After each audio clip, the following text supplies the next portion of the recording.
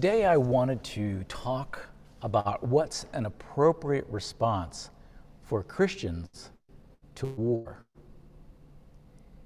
Well, the short answer is there isn't just one Christian view. I'll review some historic responses, and we'll each need to look into our own conscience and decide what we think is right.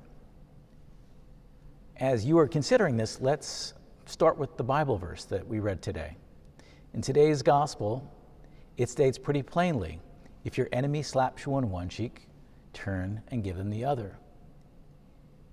So if we take the Bible literally, we'd be left with no choice as Christians than when we are personally abused or when people declare war on us, we are not to respond. But there's also plenty of other verses in the Old Testament where God condones battles, and there are passages in the New Testament advising Christians to obey their government. Like many important issues, you can't simply just find your justification for your views in one passage. And so different views on this topic have grown up throughout the history of Christianity. I'm going to explore a few of the ways that Christians have viewed this, including our tradition as well. First are those who do take Jesus very literally at his word in today's gospel, and they're known as pacifists. Most notably would be the Friends, also known as the Quakers. And it's a good example. Ross and Lois have long been involved in this peacemaking community. Friends generally avoid military service, though some have personally decided to engage in combat. Ross sent me an interesting speech this week that gave some of the history of that, and I was fascinated to learn that many Quakers had decided to serve in World War II while others did not, and they left it to individuals to decide. In response to the attack on Ukraine, the Friends put out in their announcement this week that the invasion of, this is their quote, the invasion of Ukraine must be stopped, but U.S. military aid is not the answer. The quote later in the piece said, "We reject military engagement at any level." Pacifism, not engaging in war of any kind, has a long tradition in Christianity. Now, on the opposite of the end of the spectrum in Christian thinking is something that I'm going to refer to as Christian nationalism. That's when you engage in war to the glory of God, in this theory, and it has also been with Christianity for centuries. In this current conflict, the Archbishop, the Russian Orthodox leader in Russia, has defended the attack on Ukraine as bringing Russia back together again and combating the decay of Christian values in Ukraine and the West. Specifically, he speaks about, for example, gay rights as an example of the decay of the West that needs to be opposed. Now, traditional Ukrainian churches would, in their liturgy, pray and offer their prayers to Archbishop Kirill of the Russian Orthodox Church, but now they are taking that out of their services as they pray, many times in basements, stunned and confused by the lack of support from the Russian Orthodox Church. Christian nationalism has a long history, and Putin has certainly tapped into that vein in his case for war.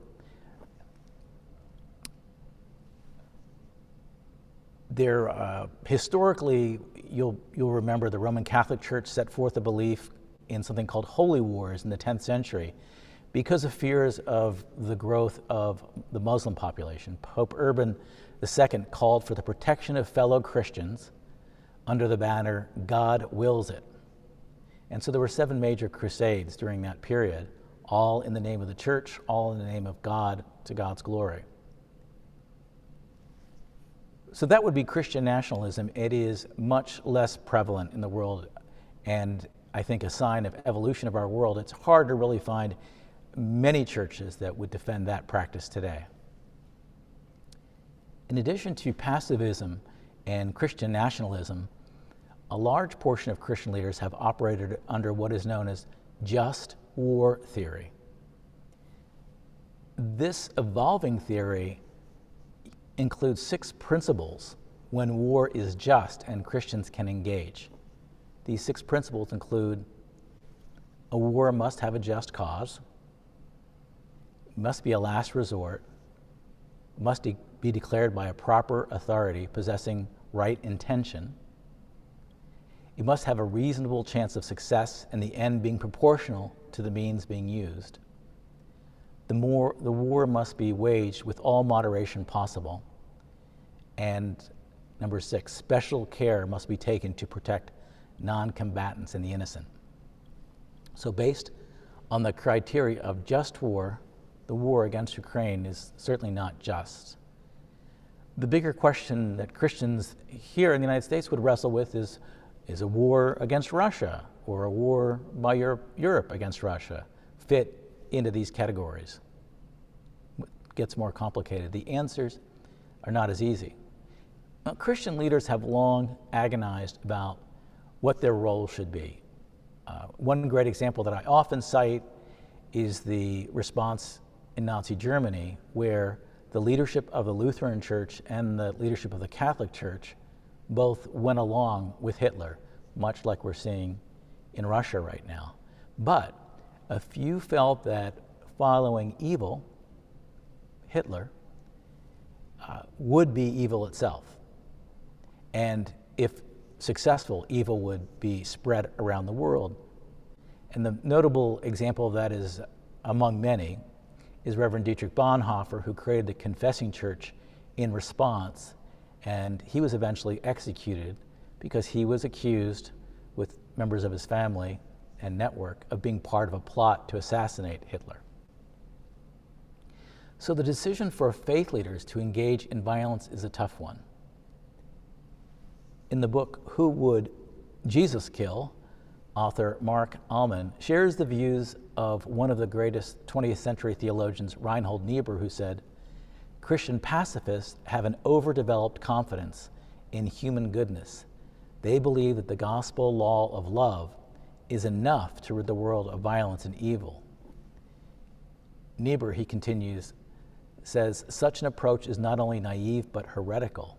It's based on a view of human nature that is fundamentally wrong, a stubborn insistence that we humans are not that bad and not capable of true evil and injustice." So there's pacifism, there's Christian nationalism, and there's just war theory, to name a few of the responses Christians have had to wars. As we saw in our readings today, our tradition teaches that wars of offense, of attacking for land, glory, dominion, empire, are sinful, but wars of defense are justified. And this would apply in our own personal life.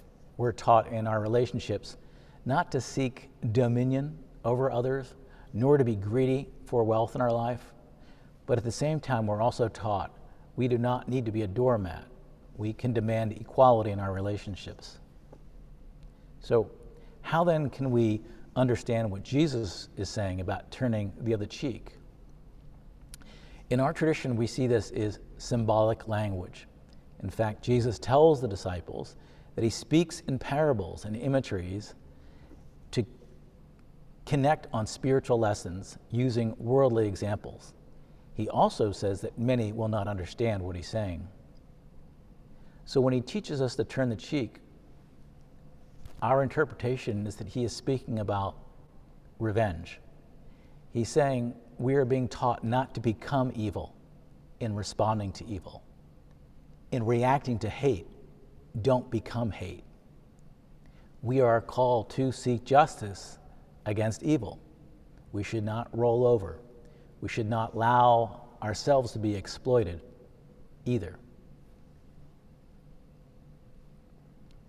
Putin's war is an unjust war.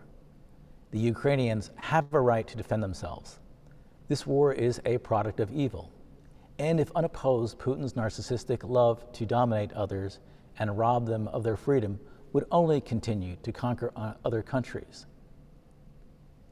I believe a response is just. Yet, within the teachings of Christianity, there's a profound paradox.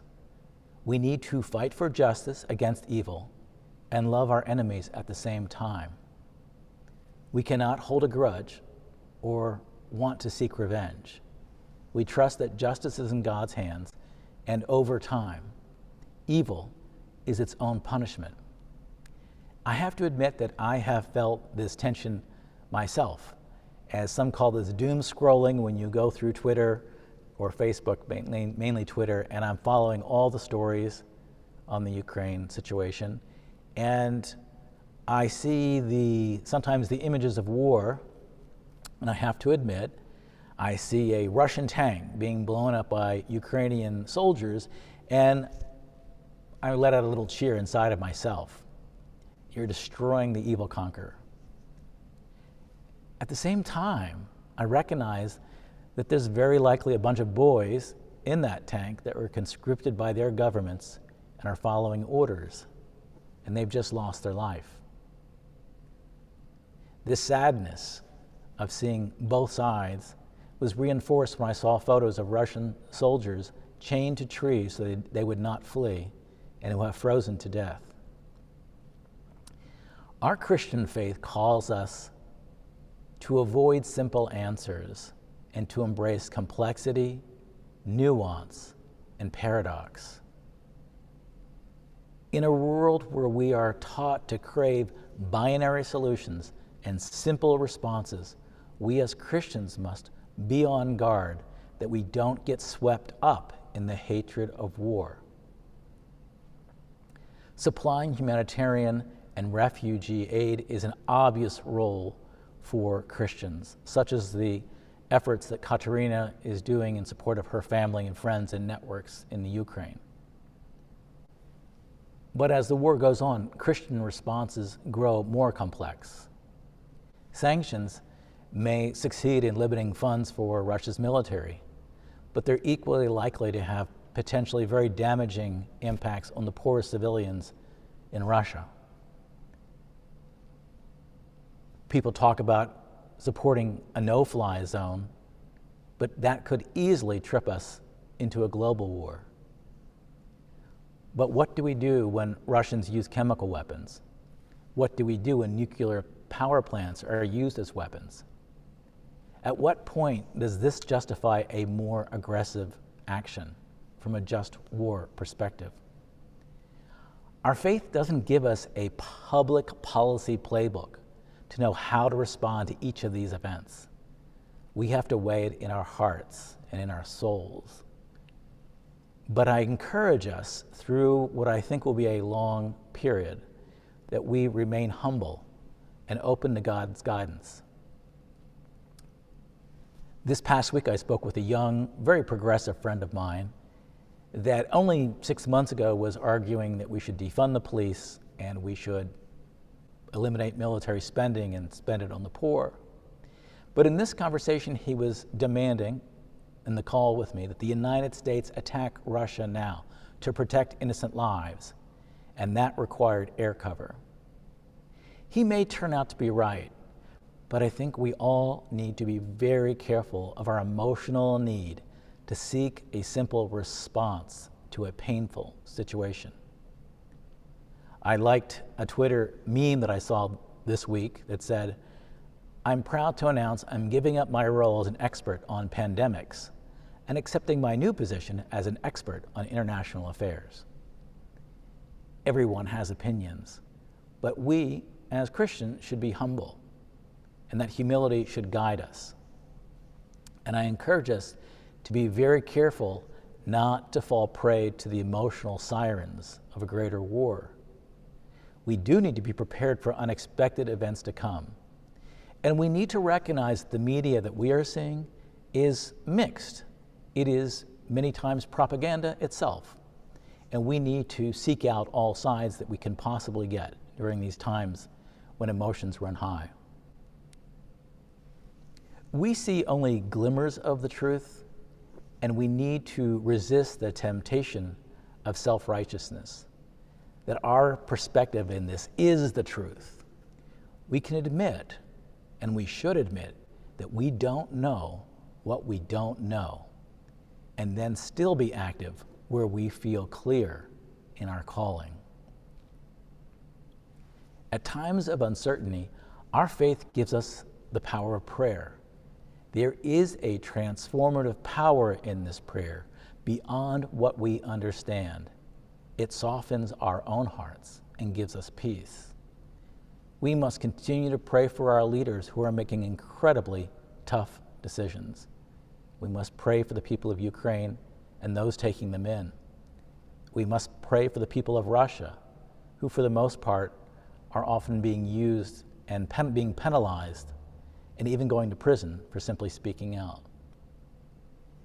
We must avoid any temptation to seek revenge.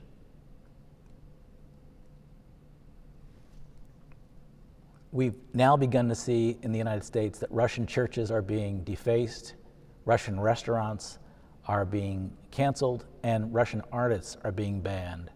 This is just wrong and makes no sense. We have to avoid this temptation for revenge of innocent people. Beyond prayer, we can be a church that continues to host teachers in dialogue and peacemaking. In addition to our prayer service each week, our community needs to find new ways to be a place that trains bridge builders and peacemakers. We must be acting as we pray. I'm proud of our little community. In just this last week, we've signed a letter to the Russian Archbishop with over 100 other Christian leaders. Within our community, networks of funding and educating have been set up on our website. One member of our group, Jason Bellini, reported on the sister of another member of our group, Natasha, about the effort to keep maternity hospitals going in the midst of this, reminding us of the humanity. And we must, in our church dialogues and discussions, continue to be a place of honest discussion, because the fog of war can hurt clarity. This Tuesday, our church will host our friends from the Rumi Forum, who will have a book party for a leader at Braver Angels on strategies to overcome the partisan divide. We need to do more of these events that heal the divides. The attack on Ukraine is an historic event of worldwide significance. It marks one of those moments where the world will never be the same afterward. And we will continue to live in a time of upheaval. This is a good time to have faith, a good time to pray, and a good time to have this community. When things look bleak, we remind ourselves that moral strength always wins out against numerical strength, as we each seek to become better peacemakers. And I'm going to close with a quote from C.S. Lewis that I think is good advice. It is not our business to succeed, but to do right. When you have done so, the rest lies with God. Amen.